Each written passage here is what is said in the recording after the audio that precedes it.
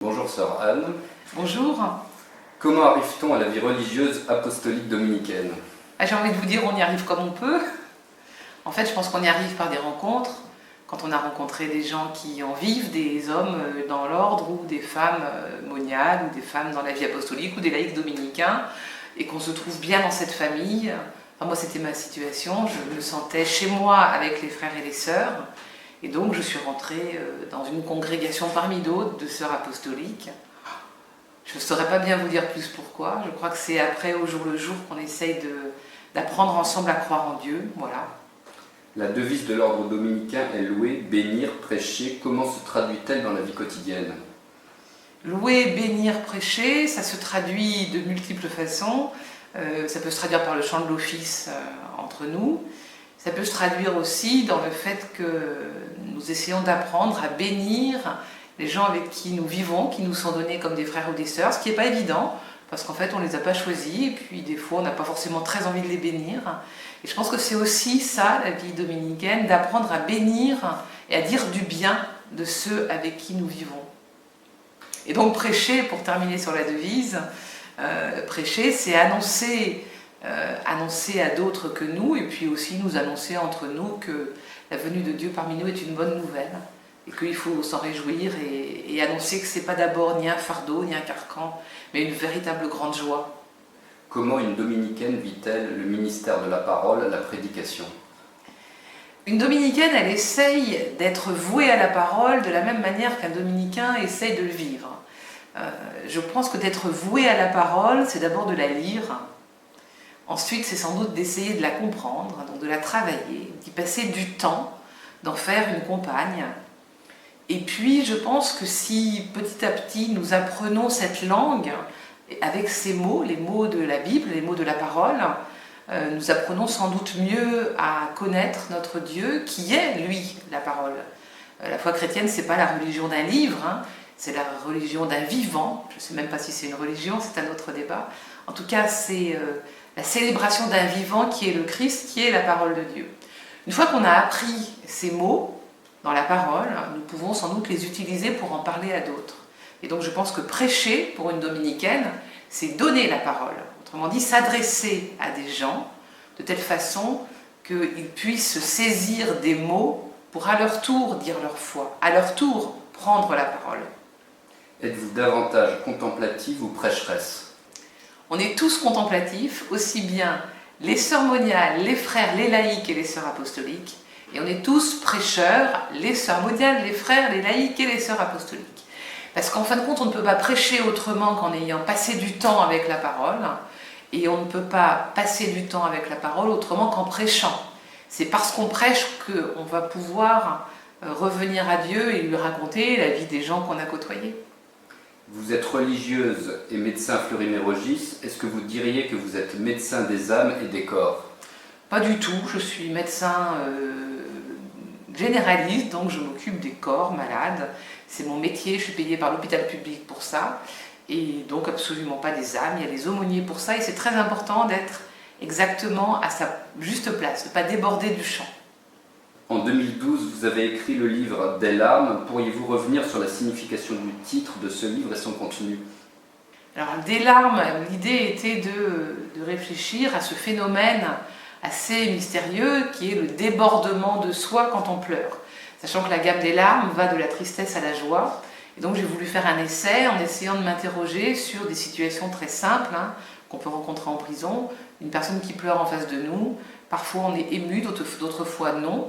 Pourquoi est-ce qu'il y a une sorte de transmission de cette émotion? Et donc j'ai réfléchi au phénomène des larmes dans l'Antiquité, dans la tradition biblique, dans la tradition spirituelle, jusqu'à nos jours, sachant que ça concerne bien au-delà, pas seulement le monde chrétien, mais c'est beaucoup plus vaste. Et donc c'est une certaine manière de penser l'homme, c'est une petite réflexion très modeste anthropologique. Quel rapport existe-t-il entre la clôture monastique et la clôture carcérale? Alors, je crois que la clôture carcérale, elle a voulu copier la clôture monastique. Il y a beaucoup de mots dans la prison qui évoquent le monde religieux. Ça, c'est la première des choses. Maintenant, je pense qu'elle est très différente parce qu'il y en a une qui est une clôture subie et l'autre qui est une clôture choisie. Néanmoins, il faut toujours avoir en tête que les moines et les moniales le savent parfaitement. La clôture choisie peut un jour devenir subie. Ça peut être parfois pénible. Il y a beaucoup de textes d'anciens moines qui nous expliquent qu'en fin de compte, quand le moine se met à subir son enfermement et non plus à l'avoir choisi, il est tenté par le démon de l'assédie, qui est un démon qui, en fin de compte, le fait de parler d'un démon, c'est de dire que c'est une pensée intrusive qui nous fait désirer d'être ailleurs que là où on est.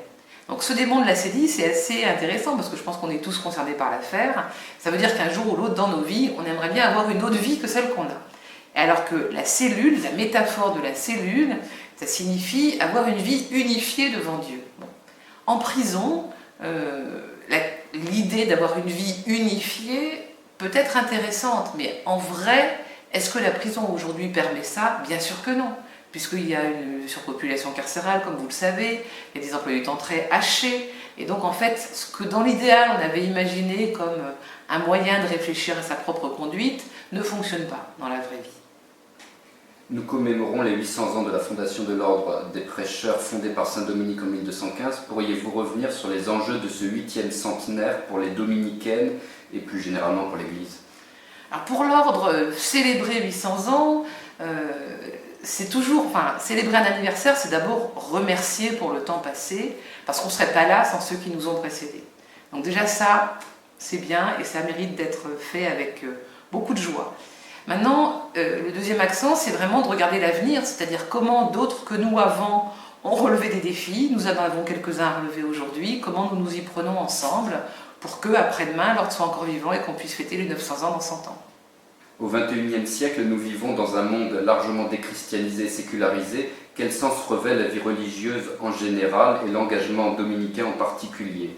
Dans quelle mesure est-elle une forme d'apostolat? Alors la vie religieuse, je crois qu'elle a toujours été en fait une vie d'extraterrestre, si je puis dire. Parce que la vie normale dans la Bible, c'est quand même de se marier, d'avoir des enfants, d'avoir une vie de famille, voilà. Donc le religieux, depuis les origines de la vie religieuse, c'est toujours mis comme un petit peu à côté du monde, un petit peu décalé. Je crois qu'on est par essence des décalés. Donc qu'on soit dans un monde chrétien ou dans un monde pas chrétien, on est décalé. Maintenant, le sens que ça peut avoir aujourd'hui, le fait d'être décalé permet aussi d'avoir une position un peu critique, au sens, pas du tout du fait de contestataire, hein, encore que pourquoi pas, mais au sens de décaler le propos, de mettre en perspective les choses. Et aujourd'hui, le fait de vivre ensemble, de partager les biens, d'obéir, c'est-à-dire de faire des choses auxquelles on n'avait pas pensé, d'avoir des projets qui ne sont pas forcément les nôtres, mais des projets que d'autres ont eus pour nous ou avec nous, c'est intéressant parce qu'en fait ça peut aussi rendre heureux, c'est pas forcément une contrainte. Nous vivons dans un monde où les formes de communication subissent de profondes transformations et modifient notre rapport au monde et à autrui. De quelle manière l'Internet, les réseaux sociaux ont renouvelé les formes de la prédication? Alors je pense que l'Internet peut rejoindre des gens qui ne viennent pas dans les églises.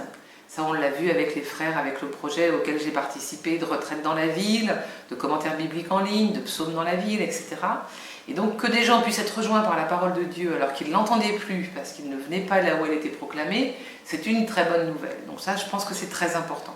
Maintenant, le revers est que quand même, nous croyons en Jésus-Christ qui s'est fait homme. Donc l'incarnation, le rapport au corps de l'autre, à sa présence physique, est très importante aussi. Donc il ne faut pas que les réseaux sociaux et Internet nous détournent de la présence en chair et en os avec des gens.